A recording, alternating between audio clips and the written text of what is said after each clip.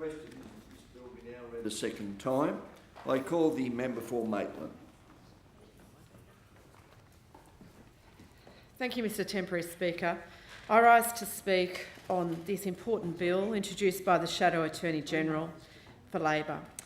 This bill is yet another example of the Labor opposition introducing legislation because this government has failed to act.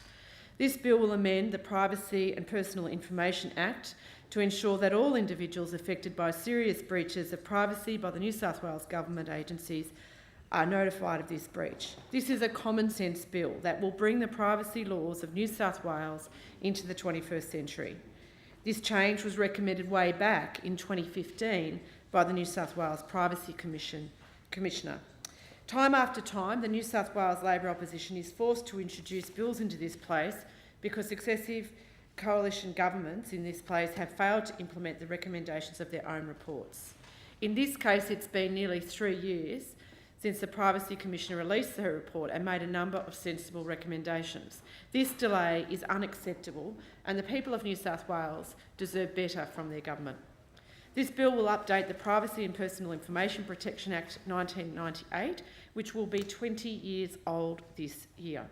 Since 1998, the technology used by government agencies and our society as a whole has changed in ways that could never have been imagined when the original bill was passed.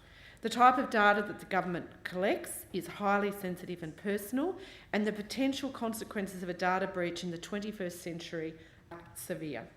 In the private sector, companies like Yahoo, eBay and Equifax have suffered massive data breaches. There is no reason to expect that this cannot happen for government. The information obtained from those companies included email addresses, credit card details, passwords, all information which in the 21st century is integral to people's identity and to their financial security. In some instances, these companies tried to hide the data breaches, which meant that those affected couldn't take the necessary step to protect their personal information. The principle that underlies this bill is that people affected by a data breach by a New South Wales government agency have the right to be told about the breach. This allows them to take the necessary steps to secure their compromised data. This is a sound principle, and it is one that our community expects us to uphold. Last year, the Australian Community Attitudes to Privacy study was released. The results of this survey showed that Australians are more concerned about their privacy than ever and expect governments to act to secure that privacy. The survey found that 69% of respondents were more concerned about online privacy than they were 5 years ago, and that 95% of people expected a government agency to inform them if they lost their personal information. As the rise of the internet and the rise of people putting more and more personal information, it may be reasonable to assume people would reduce their fear about privacy. But as this survey shows, that concerns are actually increasing. Given the overwhelming public support for the measures in this bill, it is essential that it passes our parliament. Our constituents expect their government to act to protect their interests, and it's clear that this bill does so. If it's deemed that a data breach at a public sector agency has led to a serious violation of an individual's privacy, this bill will require the agency to take reasonable steps to notify that individual. And when you think about my shadow portfolio, Mr Temporary Speaker, of domestic violence and sexual assault, there are times where a breach of private information by a government agency... Order. Could the learned gentleman... Well, that's not me anyway. Sorry, I apologise to the member for Maitland. I was trying to control their... Yes. It's our enthusiasm for the bill. I do understand that, Mr Temporary Speaker. Thank you. That's Back right. to the member. So what I was saying, Mr Temporary Speaker, is that when you look at my portfolio, there are instances where the release of private information held by the government about someone, a victim, for example, a survivor of domestic family violence, could actually lead to a life-threatening situation. The release of a home address for someone who has an unlisted address or phone numbers could lead to further perpetration of violence against that individual. Just as an example.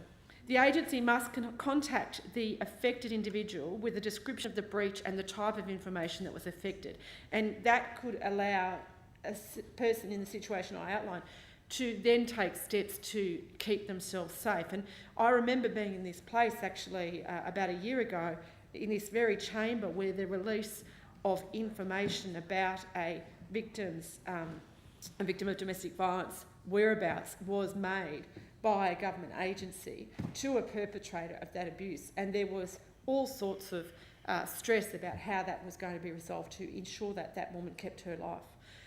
Some of our constituents are some of our constituents are very sceptical about the use of the internet to store personal information.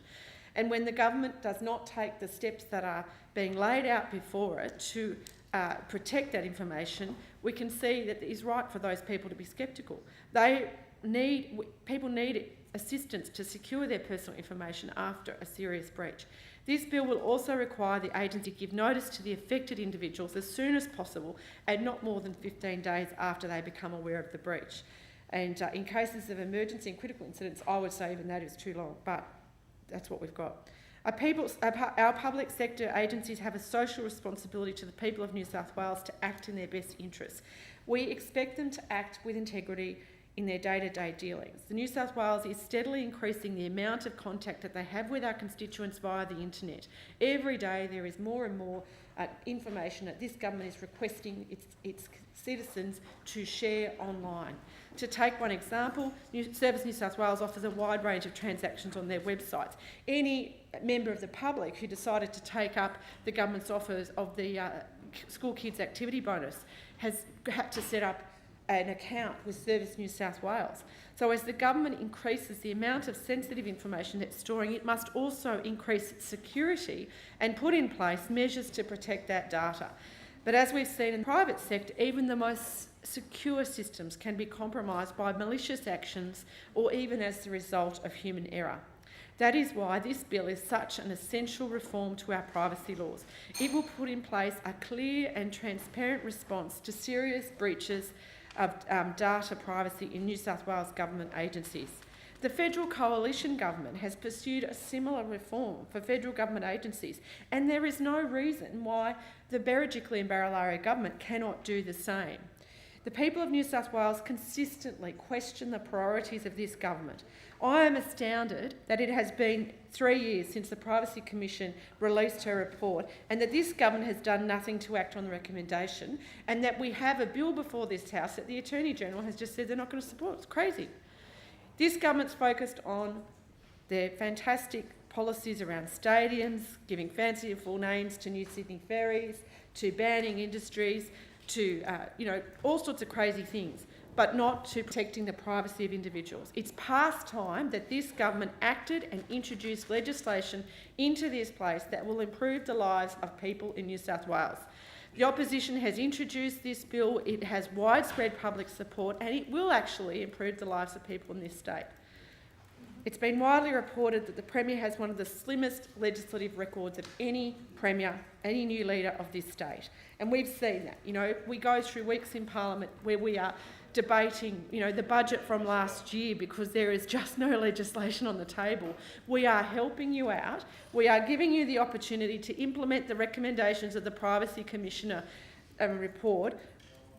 We ask you to please look at passing this bill. Thank you.